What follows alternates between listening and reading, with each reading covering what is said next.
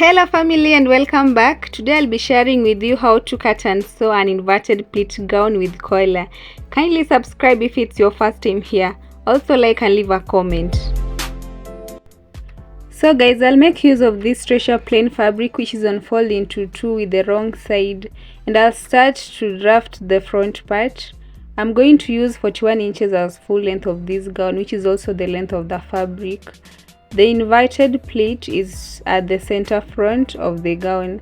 That's why I'll measure 6 inches from the side edge for the pleat. You can decide to measure up to 8 inches for a bigger pleat. Then on the same marks I've put, I'll go ahead to draw a vertical line from top to bottom edge. This is now the allowance for the inverted pleat. Again, starting from top edge, which is my shoulder line, I'll take the shoulder line to bust line measurement at 10 inches. Next, I'll take shoulder line to under bust line measurement at 13 inches. It's an A-line dress, that means we don't need the waistline. Now I'll square horizontal lines passing through the marks and label the first as bust line and then the second as under bust line. And with that, I'm now going to measure half the shoulder measurement on the shoulder line. Remember, all horizontal measurements are to start from the drawn line, which is now the new center front. For shoulder measurement, I'll use 7.5 inches.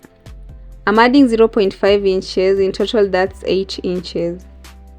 I'll now measure 0.5 inches down for shoulder slope from the mark, since I'm working on the actual fabric. And then we'll draw the shoulder slope in that manner using a ruler.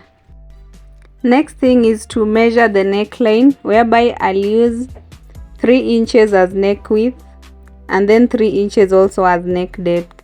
We'll go ahead to draw the neckline using a French curve ruler by joining these 3 marks as I'm doing.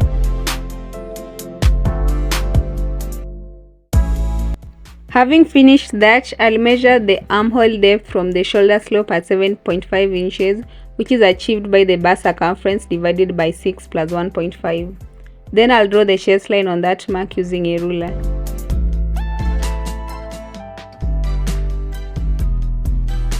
Now I'll carry forward the 8 inches measured on the shoulder line to the chest line, which is half my shoulder measurement.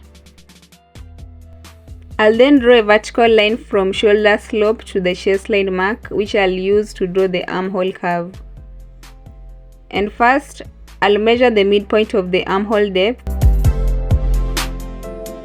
Then put a mark. Again, I'll go in by 0.5 inches at the exact mark. Next, I'll measure quarter of my bust circumference on the chest line. That is the bust circumference divided by 4. So now I'll use those 3 marks to draw the armhole curve using a French curve ruler. And that's the armhole, guys. I'm going to add 1 inch stitching allowance on the chest line. And guys, remember, this is the under bust line. You can decide to have your pleat start from here or even below. In my case, I'll measure 1 inch up from the under bust line. That's the point I'll have the pleat start, below the bust line. And I'm going to draw another horizontal line across. Next thing, I'll draw a vertical line from the chest line mark to the new line, after which I'll draw a line from the line right to the bottom corner. And on the full length, which is 41 inches, I'll measure 19.5 inches from the center front. That's the point I'll draw the A line to. And to draw the A line, I'll first use a curve ruler, then proceed with the straight ruler.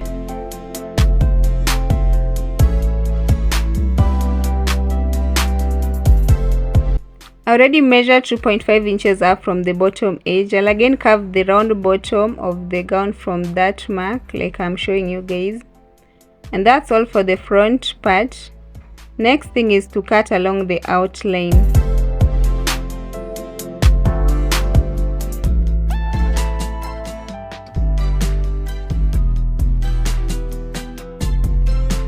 I'm done cutting, guys.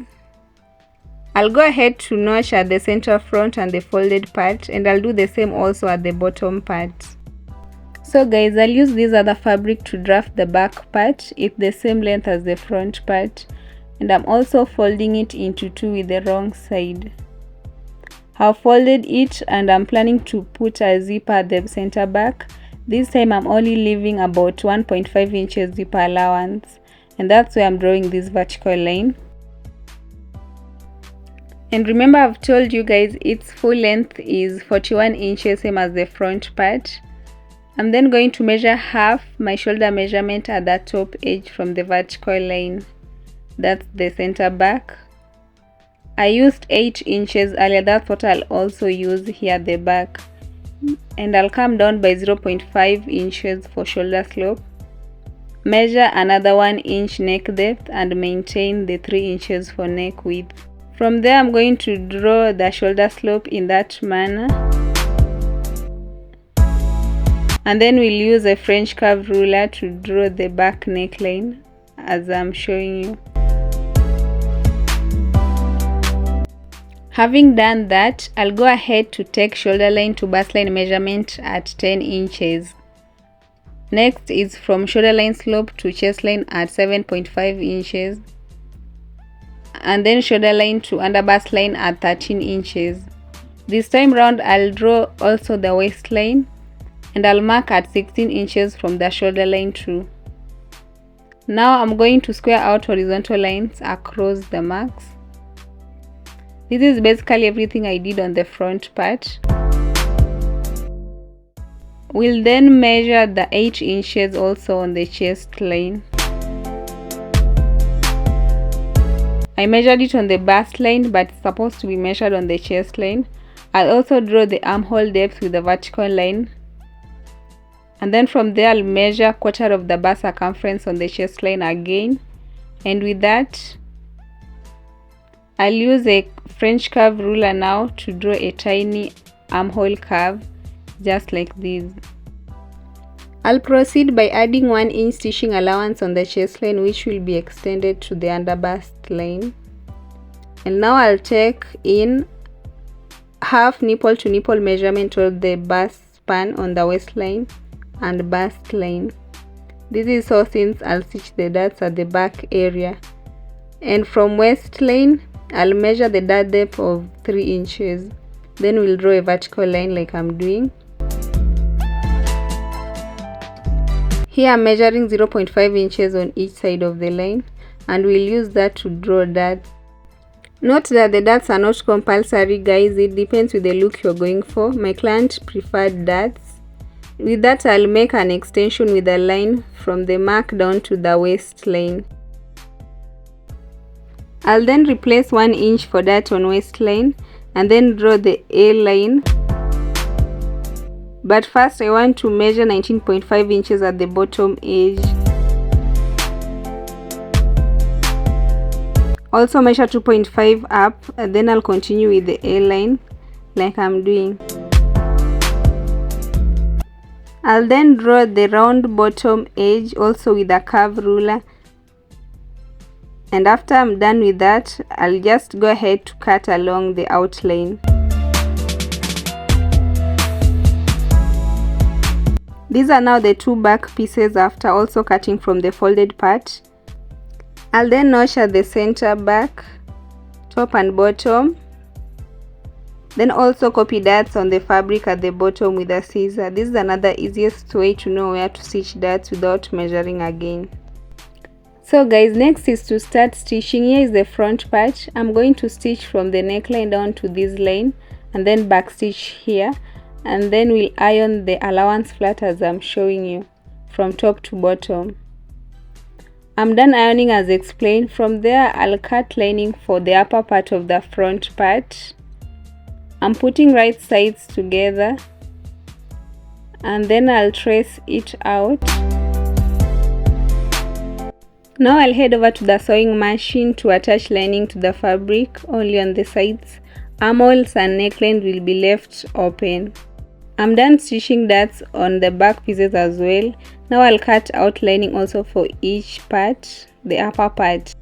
So guys, here is the front part after attaching lining to it on the sides. Did the same also for the back pieces as well. From here you want to join the shoulders first. I'm making sure they are well aligned. And since I'll be inserting the collar in between, I'm going to stitch shoulders separately.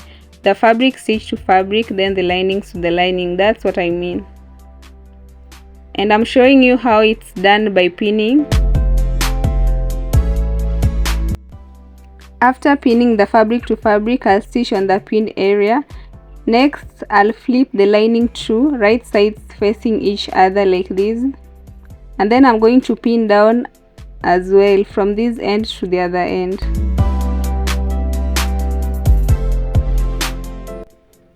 This is how it should look like after pinning and stitching on each side.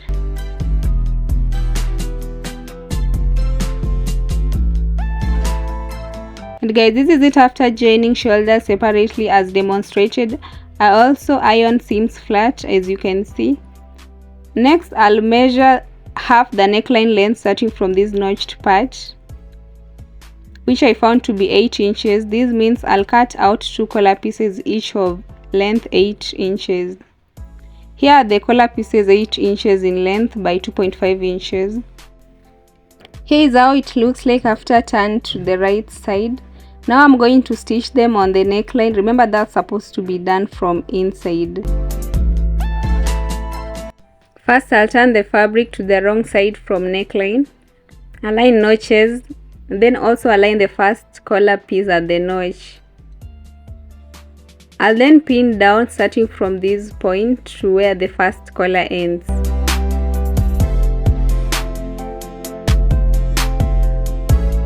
After pinning, I'll head over to the sewing machine to stitch on the pin area. I'll repeat the same also for the second collar piece. I'm done stitching collar pieces. What I'll do next is to notch from this end to the other end before turning it to the right side. And now I'll turn it to the right side to show you what we've got. We'll then make a top stitch on the lining to enable easy folding. Moving forward, I'll join the back pieces from this line you are seeing by stitching this hidden zipper at the center back pieces, and then I'll also stitch the rest to the bottom edge. So guys, I'm done fixing zipper at the center back pieces. Also stitch the sides using 1 inch stitching allowance I left when I was drafting. And up to this point, it's almost complete. It's just the sleeves remaining. I made 2 sleeves. Kindly check out the link in the description how to make sleeves. I'll go ahead now to attach them on the armholes like we normally do. First, put right sides together. And then I'll align the seams around the armpit area. And that's where you need to stitch from all round. Same will apply to the other sleeve.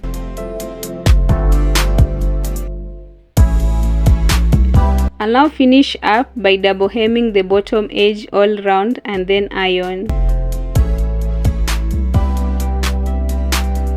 Here is the final look after giving it a good press. I really love how it came out perfectly. Kindly don't forget to subscribe, also like and leave a comment down below. Let's meet in our next tutorial.